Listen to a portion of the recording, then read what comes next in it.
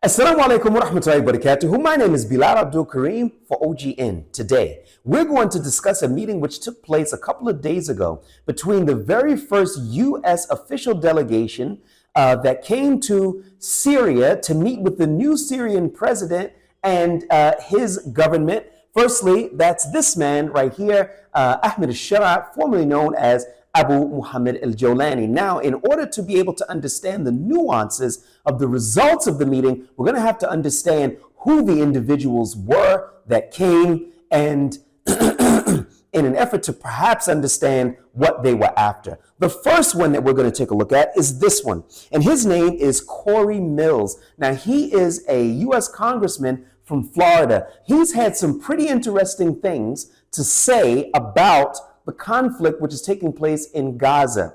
Now, the genocide taking place in Gaza, this is what he had to say. Quote, "What the mainstream media is saying about the indiscriminate fire and the actors, I mean, you literally have paid actors who are pretending to be killed, pretending to be treated," end quote.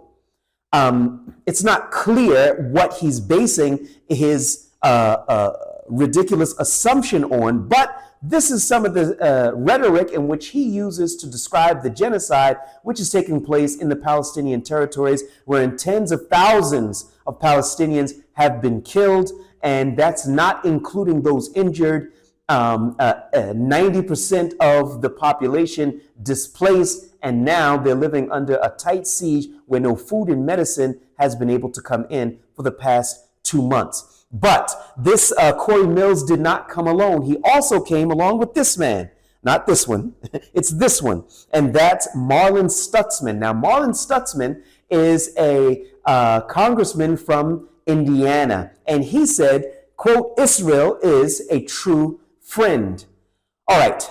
Both of these two individuals are backed by AIPAC, which is an Israeli lobby which financially backs candidates that are pro-Israel to the tune of tens of thousands of dollars for both of their campaigns. Now, let's take a look and see what some of the results were of the meeting.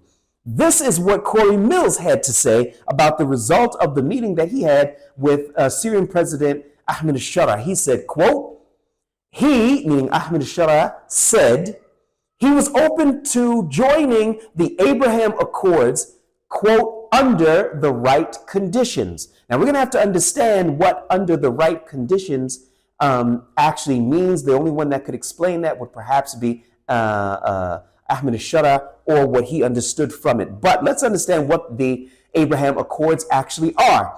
The Abraham Accords are basically a document which was signed by the United Arab Emirates, Sudan, Bahrain, and Morocco. It basically legitimizes the state of Israel and recognizes it, along with other agreements to go along with it. But this is the implied agreement that it recognizes the state of Israel. By default, it recognizes that the territory which the Israelis stole and occupy from the Palestinians is their legitimate territory. That the Abraham Accords have been widely condemned by almost all of the people of Islamic knowledge in the Muslim world. And also there's another statement that was made by his companion, which is Marlin Stutzman, and he said, quote, "and that the relationship between Israel and Syria can be a strong relationship. I think that is possible. Really, I do," end quote. How he thinks that that can be possible when he calls for a strong relationship with Israel without calling on the Israelis to stop the genocide. And this term genocide has been used by legal entities around the world, not just by Muslims. So it's not clear how he came out of the meeting with this understanding. All right, now that we understand what's been said, there hasn't been an official statement by the government of Ahmed Shar'a as of yet, and these are the statements which have been made publicly. We'll have to wait and see if any of these statements will be condemned in the coming days. I am Bilal Abdul Kareem. Jazakumullah.